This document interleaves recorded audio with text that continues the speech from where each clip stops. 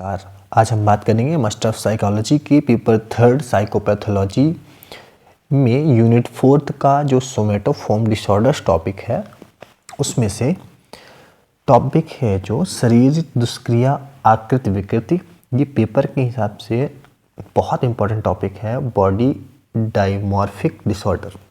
Actually में ये topic students के लिए तो इम्पॉर्टेंट है ही जो एग्ज़ाम की दृष्टि से, बट ऑल्सो ये इम्पॉर्टेंट है एवरी पर्सन्स के लिए जानने के लिए कैसे कोई एक कल्पना ये धारणा बना लेता है, इमेजिन कर लेता है कोई डिसऑर्डर्स के बारे में तो और उससे परेशान रहा आता है।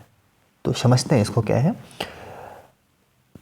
इस विकृति में रोगी को अपने चेहरे में कुछ कल्पित दोष इमेजिनेट डिफेक्ट उत्पन्न हो जाने की आशंका उत्पन्न हो जाती है। जैसे संभव है कि रोगी को यह विश्वास हो जाए कि उसका नाक का आकार दिनों दिन बड़ा होता जा रहा है या उसके ऊपरी होंठ ऊपर की दिशा में तथा निचली होंठ नीचे की दिशा में लटकता जा रहा है। इस तरह की कल्पित दोष से वह इतना अधिक चिंतित रहता है कि उसके दिन प्रतिदिन की सामाजिक जिंदगी में काफ़ी परेशानियां आ जाती हैं और समायोजन संबंध समस्याएं उत्पन्न हो जाती हैं।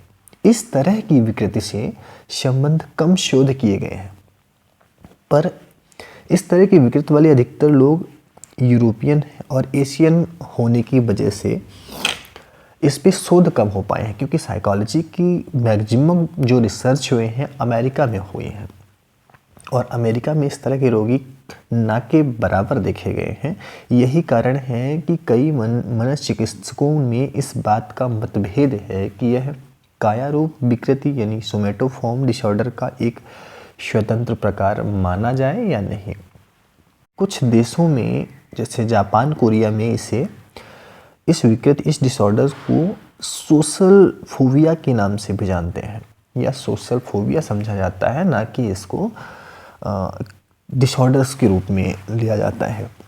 बट ये मोस्ट इम्पॉर्टेंट थिंग है, आप इसको समझ सकते हैं क्योंकि अपने कल्चर्स में भी काफ़ी लोग ऐसे मिलते हैं, अपने सोशल समाज में भी या अपने सोशल इफेक्ट में, जो ऐसा मान लेते हैं कि शरीर में कोई प्रॉब्लम लगातार बढ़ रही है और उसको लेके परेशान रहते हैं और ये सिर्फ उनका इमेजिनेशन होता है, इमेजिन कर रहे होते हैं।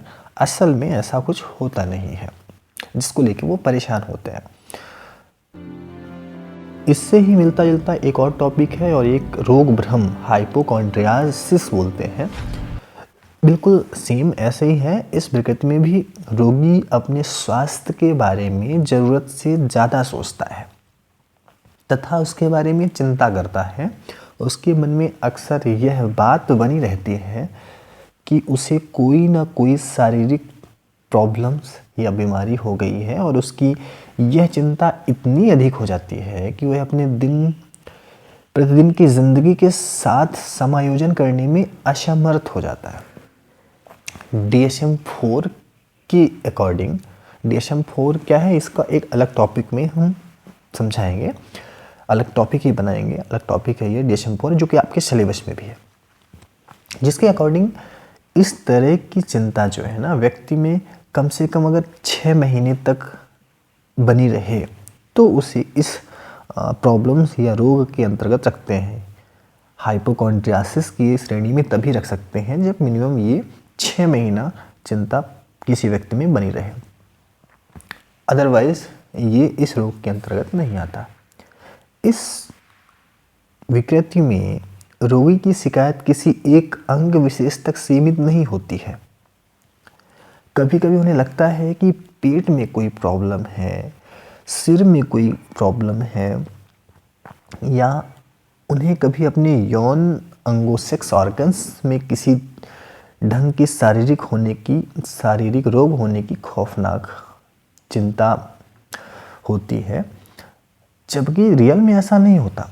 जब ऐसे रोगियों से उनके लक्षण के बारे में विस्तृत रूप से पूछताछ की जाती है तो वो उसका सही वर्णन भी नहीं कर पाते या बता भी नहीं पाते कि ओरिजिनल में एक्चुअल प्रॉब्लम क्या उनके साथ हो रही है, बिकॉज प्रॉब्लम होती ही नहीं, वो एक इमेजिन कर रहे होते हैं।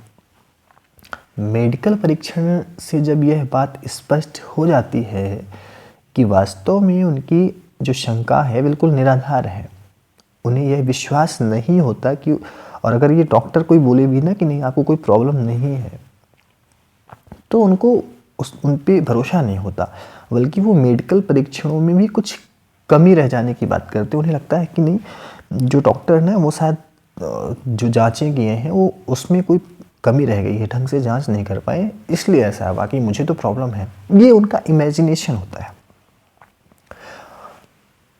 आधुनिक अध्ययनों से ये पता चला है कि यह रोग मेल फीमेल में लगभग इक्वली होता है। दैट इज मोस्ट इम्पॉर्टेंट कि ये किसी एक इंडिविजुअल मेल या फीमेल के नहीं, दोनों के लिए इक्वली प्रॉब्लम ये है जिसका सामना कर रही है सोसाइटी में।